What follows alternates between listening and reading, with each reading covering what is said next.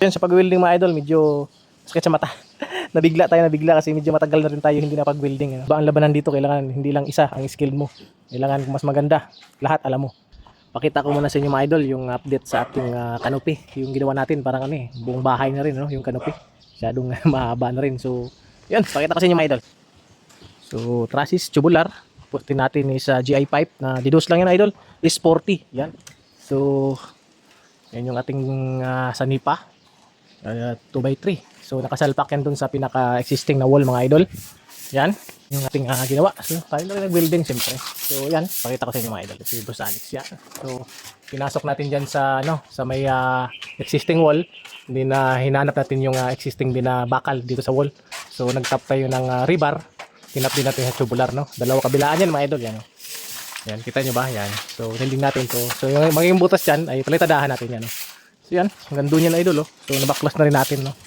Yan. Yan. So dito sa may poste, inaltas din natin yung poste, yan. So palitadahan kalahati, hinatahan natin yung bakal, doon natin kinabit yung ating pinaka-trusses, yan. So nabaklas natin yung bubong na existing. Maliwanag na mga idol. Yan. So hanggang doon. So maluwak-luwak ang ating ginagawa, no?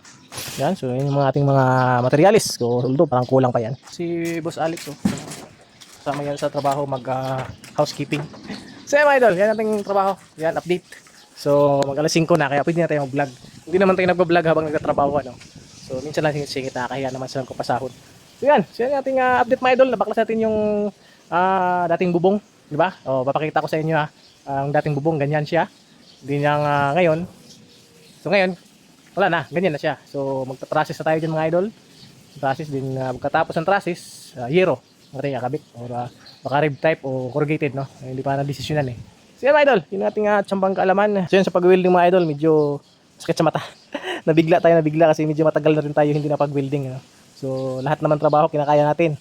Kailangan kayanin kasi pag hindi natin kaya, wala tayong maging trabaho, ano? So lahat ng trabaho all around na kailangan alamin natin para hindi tayo mawala ng trabaho. Yun ang pinaka ano yung idol, technique pag nandito sa Metro Manila. Diba ang labanan dito, kailangan hindi lang isa ang skill mo. Kailangan mas maganda. Lahat alam mo. So yan mga idol. Maraming salamat. At ito si TV.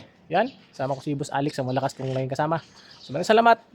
Bukas mga pag-trusses na tayo. Latag na. Medyo nahirapan kami dun sa sa pinaka pagdugtong doon sa may wall. So yan mga idol. Thank you.